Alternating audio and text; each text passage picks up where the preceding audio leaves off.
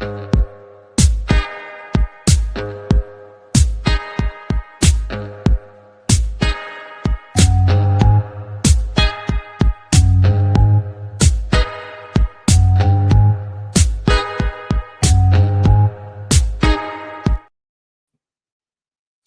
everyone, welcome to my channel, Books, Chris and Purrs. My name's Leslie, and today's Tag Tuesday. So I'm doing a book tag.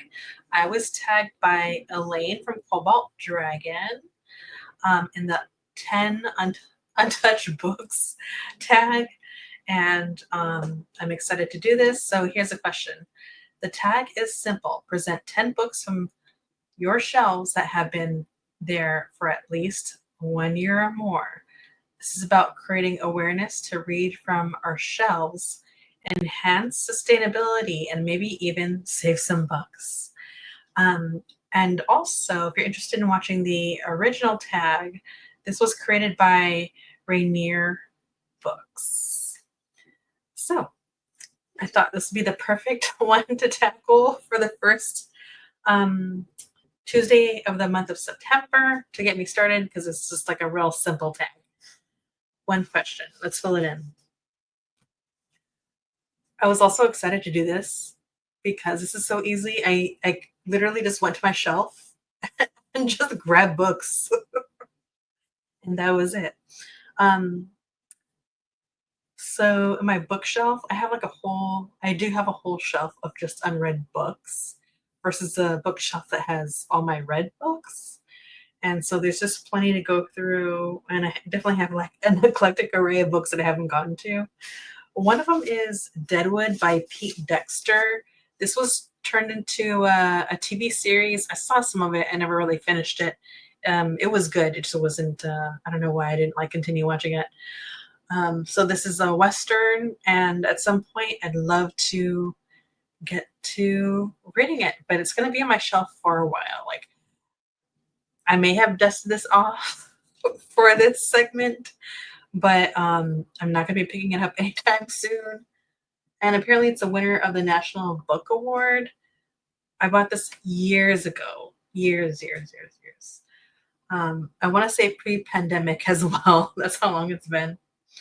And it says Deadwood, Dakota Territories, 1876. Legendary gunman Wild Bill Hickok and his friend Charlie Utter have come to the Black Hills town of Deadwood fresh from Cheyenne, fleeing an ungrateful populace.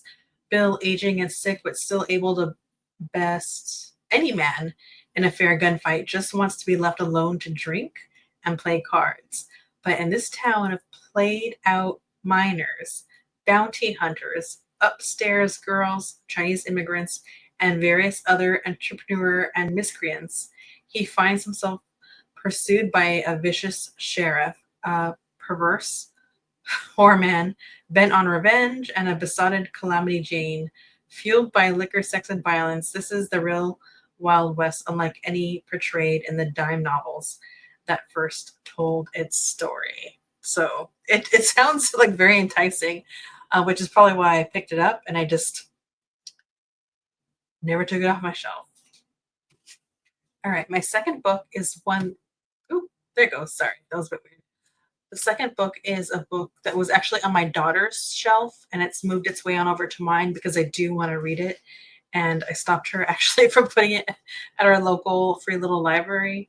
And it's a sequel. So I haven't read the first one either. It's A Master of Jinn. I know this definitely has made the rounds in the booktube community.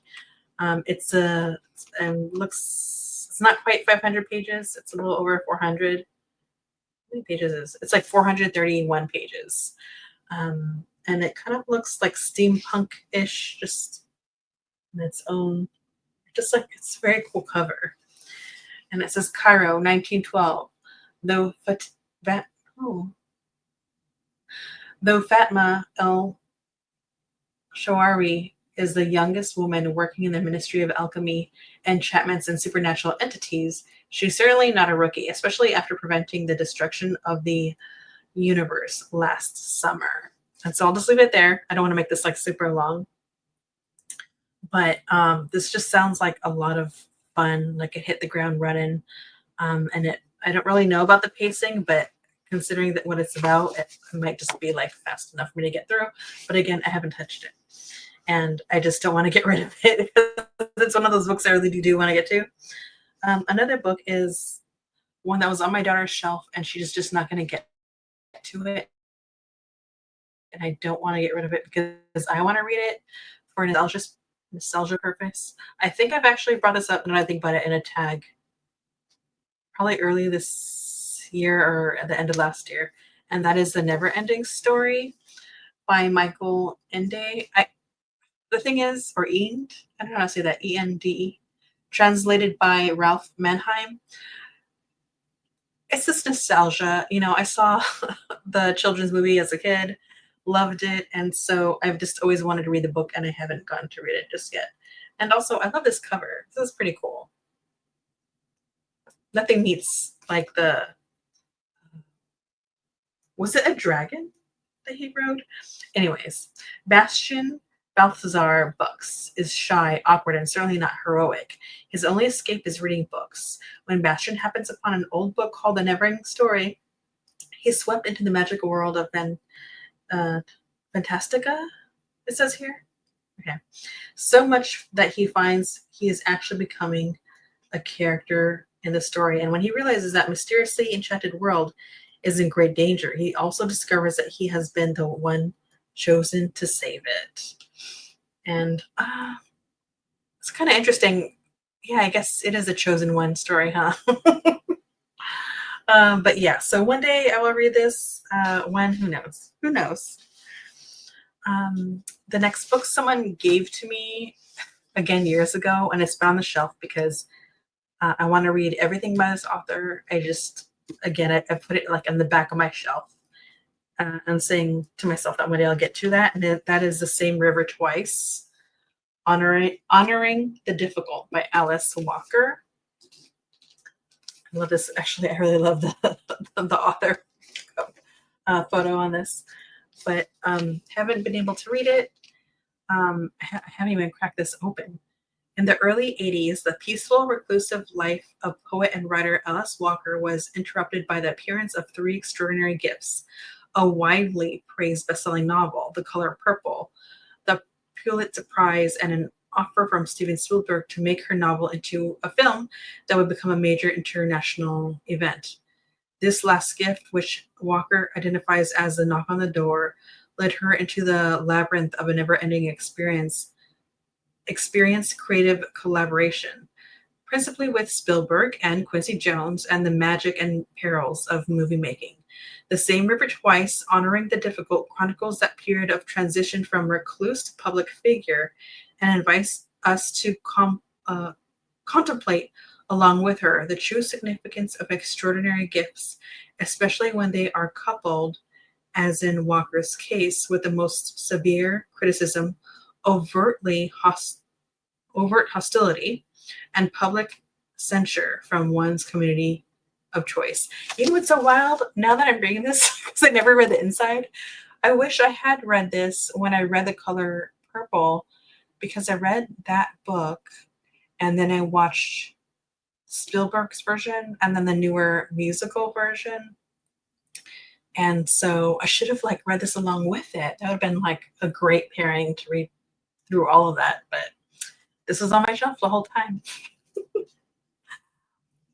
There's also 50 Words for Rain by Asha Lemmy.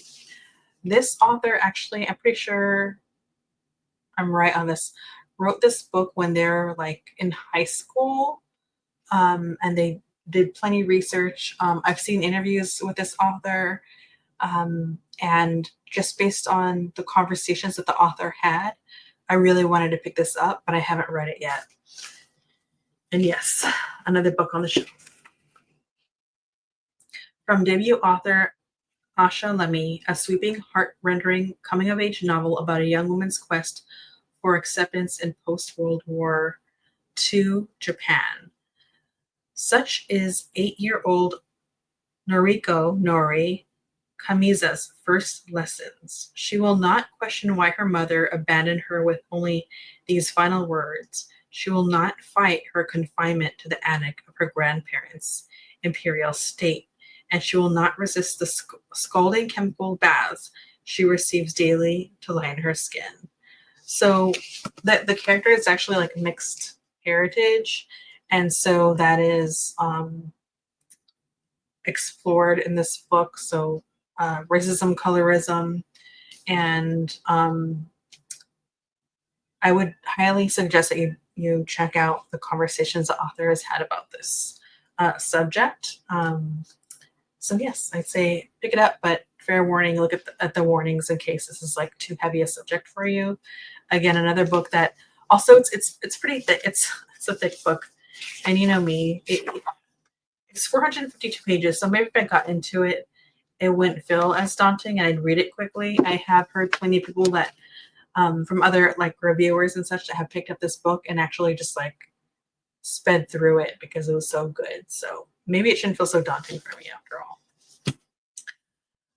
The next is a classic, Wuthering Heights by Emily Bronte.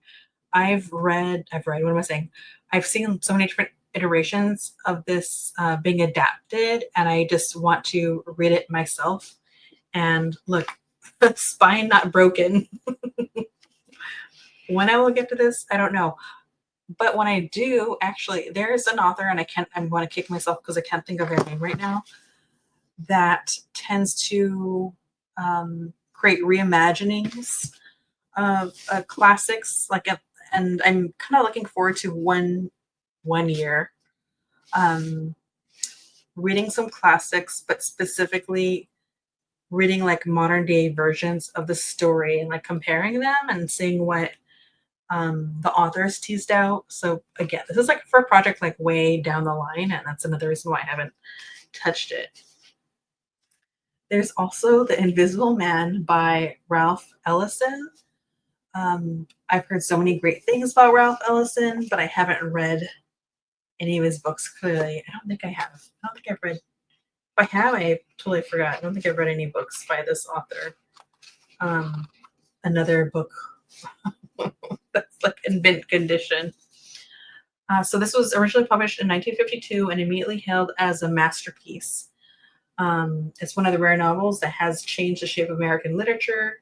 For not only does Ellison's nightmare journey across the racial divide tell unparalleled truths about the nature of bigotry and its effects on the mind of both victim and perpetrator, it gives us an entirely new model of what a novel can be. So that in itself, anytime like something is just gonna like shake my world as far as like how literature captures narrative, I want to read it, but still haven't read it. That's a book at some point I DNF, but that was just out of being overwhelmed. And that's Machado de Assis, 26 Stories. Hopefully I'm saying their name right. This is like one of those authors that's written quite a bit and it's been translated, and I haven't read this. And you know what? I'm looking at it. The writing is very tiny. So I'm definitely going to have to I'm definitely going to have to do like pair this with an audio book. It says widely acclaimed as the greatest writer ever produced in Latin America, as well as another Kafka, Machado was famous in his time for his psychologically probing tale. Let me see. A world populated with dissolute plutocrats, grasping parvenus, and struggling spinsters. Hopefully I said that right. In this original paperback edition, Margaret Jewel Costa and Robin Patterson, the accomplished duo behind the landmark historically translated volume of the collected stories, includes 26 chronologically ordered stories published during Machado's life. He also wrote the novella The Alienist, which was turned into, I think that was a show on like HBO, I think. And that was actually pretty darn good and gruesome. So yeah, again, I'll get to it. My pile is getting so huge. This this had to be more than a year ago, but not, this is like the least. Uh, this book has not had such a length of time as all my other books have on the shelf, and that is Colson Whitehead's The Underground Railroad. I'm trying to remember. I know he's written some other books I'm interested in reading. Again, I haven't gone to them. And it says Cora is a young slave on a cotton plantation in Georgia, an outcast even among her fellow Africans. She is on the cusp of womanhood, where greater pain awaits. And so when Caesar, a slave who was recently arrived from Virginia, urges her to join him on the Underground Railroad, she seizes the opportunity and escapes with him. In Colson Whitehead's ingenious concept, the Underground Railroad is no mere metaphor. Engineers and conductors operate a secret network of actual tracks and tunnels beneath Southern soil. Cora embarks on a harrowing flight from one state to the next, encountering, like Gulliver, strange yet familiar iterations of her own world at each stop.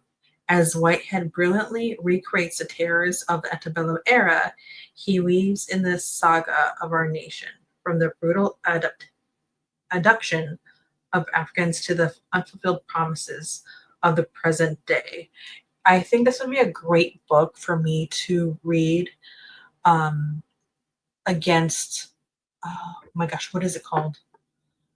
Kindred by Octavia E. Butler, because I have the YA edition of that book in terms of comparing how they handle that particular narrative. Again, another idea that I won't be getting to anytime soon. And lastly, I have The Color of Law. Steph from Coffee Over Apples has like a great discussion about this book. I think it's been a while since I saw it, and it's called A Forgotten History of How Our Government Segregated America. And so this is definitely a topic I'm interested in, but again, I keep putting it by the wayside because I just have so many projects going on these next 2 years.